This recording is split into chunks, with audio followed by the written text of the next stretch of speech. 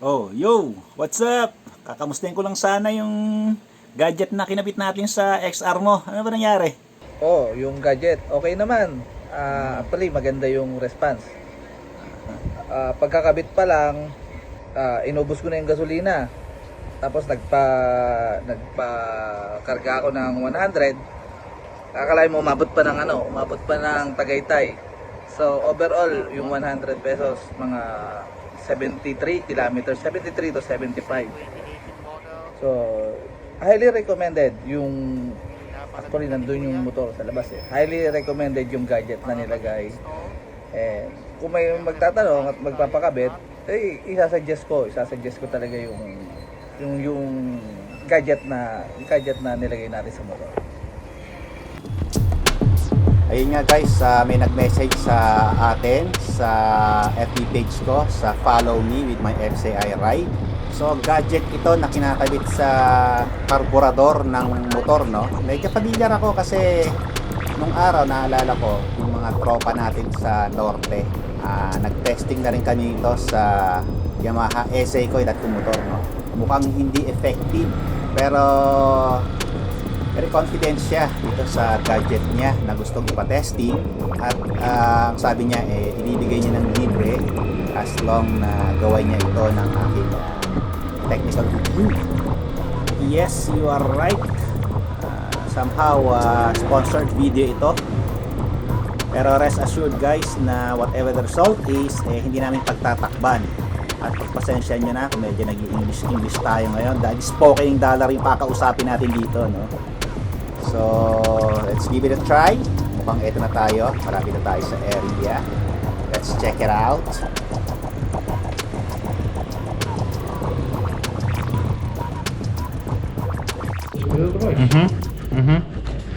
it's very, very simple. The way, what it works on is something very, very simple. It's a physics law called laminar flow. All right? It's a very, very well-known law. If you have a pipe and you put water or a gas through the pipe, your flow is going to start out even, right? But as it goes through, the center will actually be faster than the edges. The reason is the friction on the inside of the wall of the pipe. Doesn't matter if you polish it, you're still going to have some amount of friction. It's going to slow down the flow. Right? So what I'm doing is I'm getting rid of that friction. I'm getting the air off of the inside edge of the pipe. And It will serve as a guide to the airflow, right? Not as a guide, it's basically just get the air off of the inside edge. Reduce that friction. The air can go faster.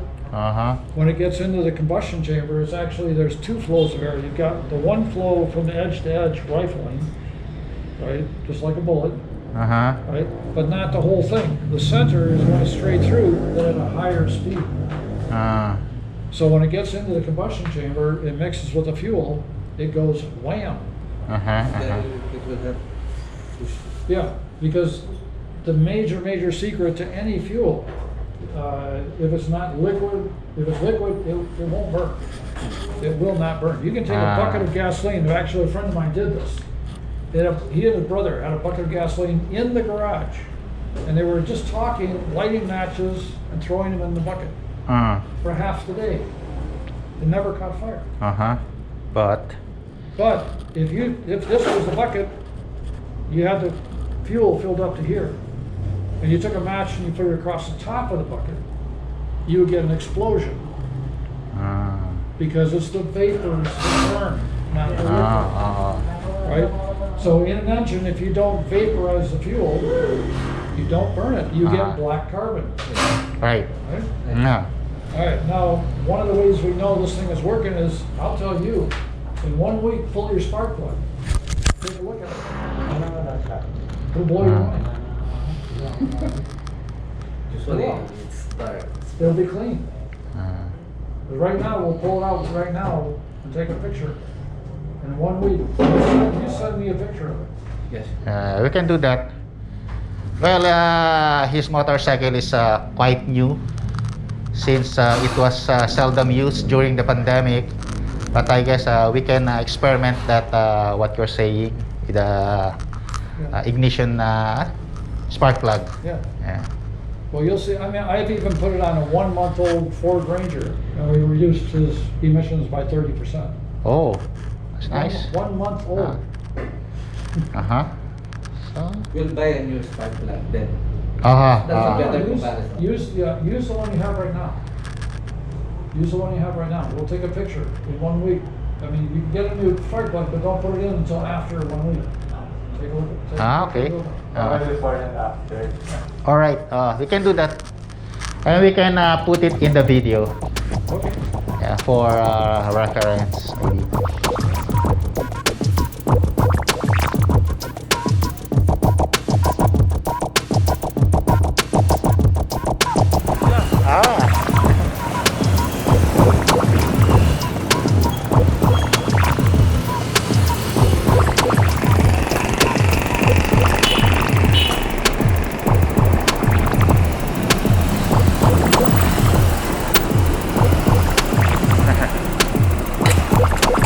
Improvement? The response is good. Actually, the interesting thing for the improvement is maybe 20% of the idling. Yeah. Takes improvement of the idling response. Oh, nice. All I can say is enjoy it. Yeah, I will give you that review within a week.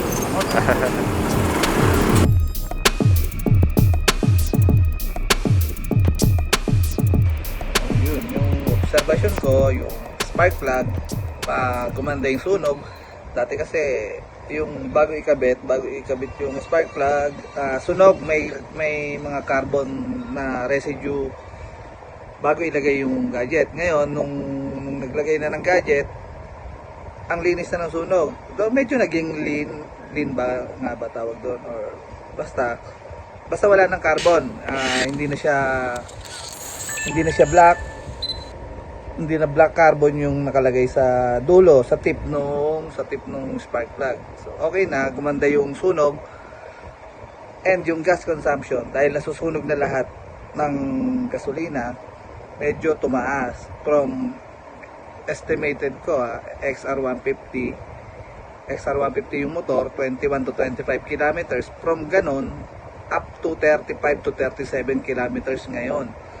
So almost naman mahigit ng 1 month kung ginamit ko yung item kasama ng motor.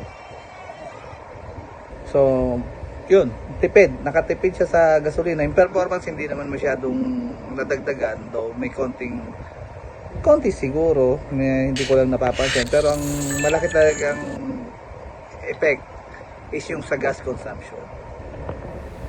We reduced their own van, Nissan Urban, by 65%. We tested with the large corporations. UP Dillman did a consumption test. This is a result that I will bet you have never ever seen on diesel emissions. 0.2. 0.2. I had two objectives really in mind. Okay? The main objective I had was, first, is to make the air clean. Yeah. Right? And I know, I agree with him, that the tricycles and motorcycles would be one of the biggest pollutants. I thought it was Jeeps. He convinced me it was trikes because of the regulations. No? Okay. So yeah, clean the air, because I like to bicycle, I like to run. So I need clean air. And I do know of people and friends who have had lung cancer because of running on the public streets. So that was the first vision. Okay. The second vision is very simple: help the disenfranchised. Right? In that case, we were only looking at the motorcycle drivers, the trike drivers, because I know how much they earn. They're actually earning below minimum wage. Yeah. And when we discovered that this thing, for some reason, saves 800 pesos to 1,200 pesos a month for this trike, hey, perfect. Ang sinabi ko nga is, isang kaban ng bigas. Pag kinabit to, bibigay tayo ng isang kaban ng bigas sa bawat pamilya. Yeah. So, and forever, di ba? And forever. Hindi na ako makalakad, paano pa ako kikita? Doon ngayon pumasok yung pangatlong objective ko namin na how do we help people who cannot anymore report for work? And that's the third part of this engine ecology. As I said, I can easily mass manufacture this. I could spend on the stamps and then make a ton of money out of it. But I prefer we send the raw materials, we train PWDs, persons with disabilities. We are actually targeting people who cannot anymore leave the house. So we distribute the raw materials to affiliates of Foundation for Disabled Inc. Right? Yung mga naka-wheelchair, yung mga naka-crutches, basta okay yung mata at saka yung kamay. And we teach them. We deliver the materials, we harvest. You saw the design, right? We harvest it, and then we find donors to install it in truck drivers. That's the whole ecosystem. Right? Ang problema ko kasi, kapag ito nakita nga, tama ni Dan, no? Hindi lang dahil masisira yung pangalan. Imagine at what will be defeated. Potentially, masisira yung campaign namin na linisin ang hangin. Right? Potentially, yung mga truck drivers mawawalan ng chance makasave ng pera. Ang pinakamalaki doon, imbis na makakabigay kami ng trabaho sa mga PWD, baka kopyahin to sa China, yung mga inchik na naman ang yayaman, di ba? So, sorry pero mali, di ba? So, dito nga nag-umpisa to eh. Technically, it's a Filipino brand already. It's patented in the Philippines. It's designed in the Philippines. We invested a lot of money. We want this to basically say, Pinoy. You know, proud Pinoy.